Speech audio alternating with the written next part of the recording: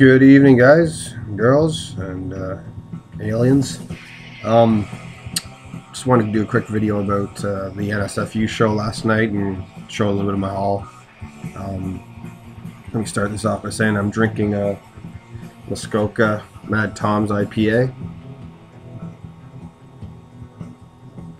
If you like IPAs, this is a really good one. It's pretty strong, got a nice bite to it. If you've never tried an IPA before, I'm not sure if I'd want to. This would be my first one, but anyways, I'm not here to talk about beer. Yeah, another great show by Boneless Productions last night, Tuesday. I think it was March 3rd. Had SNFU coming, well, basically Chai Pig from SNFU doing an acoustic set, and also the Vancouver-based punk author Chris Walter. So I had to pop out for it. I was exhausted from work, but hey, I enjoy the Chai Pig from SNFU, as well as I've been wanting to get my hands on some of the Chris Walter's books ever since I came across his website a few years ago. So yeah, I got there. There were a few acoustic opening bands. I gotta be honest, I don't even remember their names. I like acoustic music, but a whole concert of it with like 4 or 5 bands, and that's enough acoustic for me. So I kind of tuned out the first couple of bands because I didn't want to take too much in of acoustic. Be burned out on it. But anyways, when I first got to the venue, it hadn't even started yet, and Chris Walter, the author, was at his table with all his books. He's a pretty prolific writer for a punk dude, man. He's got, like, I don't know how many exactly off the top of my head, but at least 20 novels, 25 books.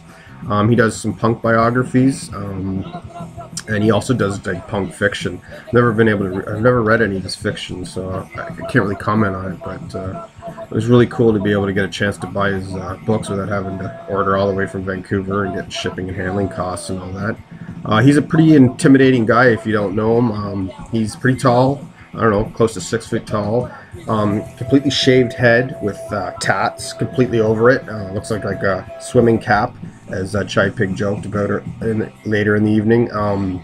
He's got his sleeves are all tatted up, and his neck.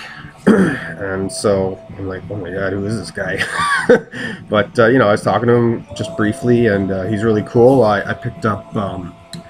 I initially heard of him because he did the Dayglow Abortions biography, so I wanted to get my hands on that,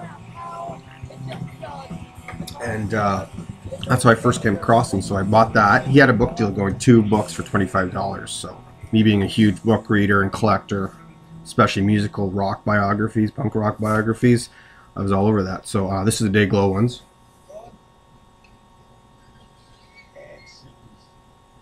R Fuck Kill, the story of Dayglow Abortions.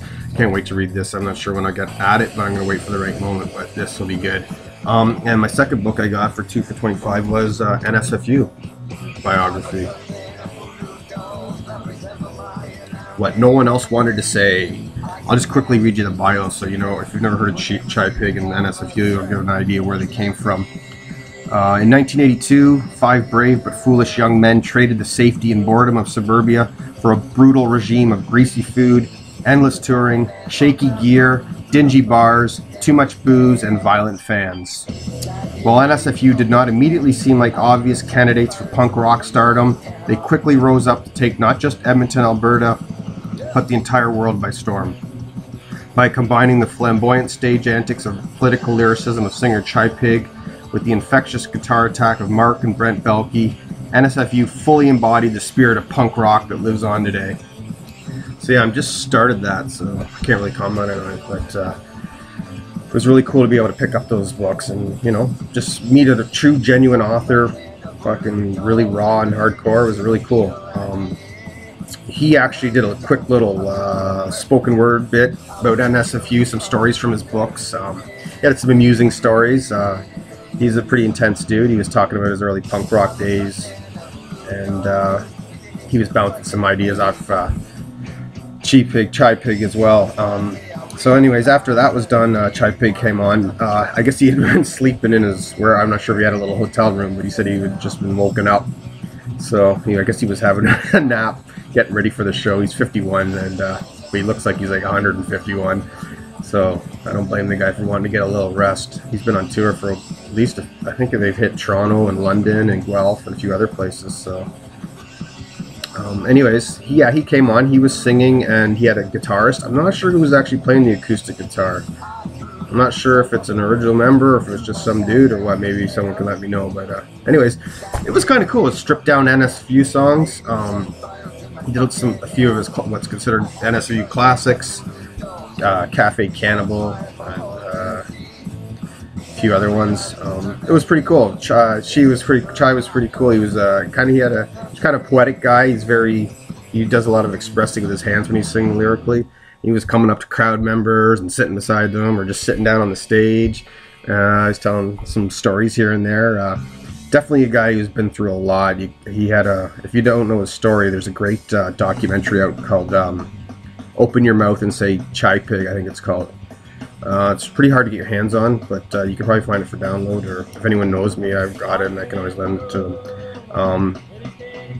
Anyways, yeah, I don't really know what to say other than it was pretty cool, pretty intimate, pretty raw, really punk rock, as much as acoustic punk rock can be in the acoustic format.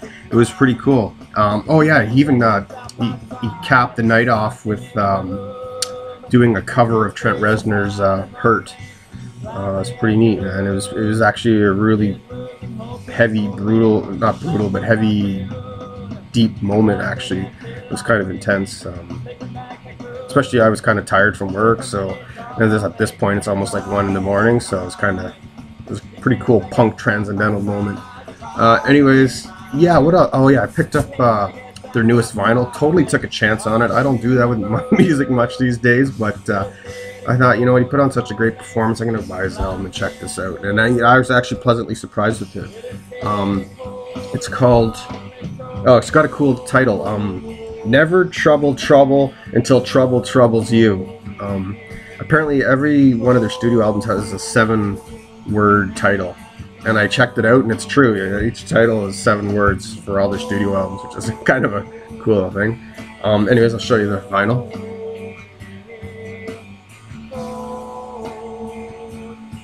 Chai Pig signed it. He did a pretty elaborate signing on it if you take a peek at all the stuff he wrote. I like the life hope on the left, and he did like 666 777 8 equals Z. Don't ask me what that all means, but it was pretty cool. Firstly, I just wanted him to sign Chai Pig. Next thing I know, he's doing mathematical equation on my vinyl. It was awesome. But it was really great to meet a Canadian legend.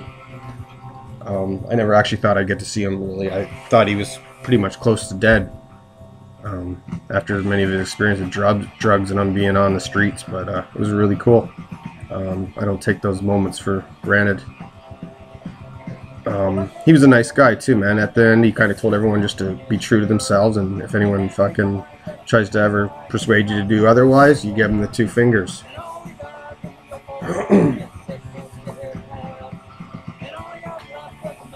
Anyways, oh yeah, I also got this shirt. Had to get the shirt. It's a cool little picture, actually. It's like crazy kids looking like they're possessed. Looks like something the Misfits would do, art-wise. Anyways, yeah, that's about it. I just want to thank Bonus Productions for putting on another great show, man. It's not often you get to see stuff like that, and it's really cool. There's a promoter that does that. So anyways, everyone have a great evening. Keep living, man, and just keep fucking rocking. Till next time. Bye.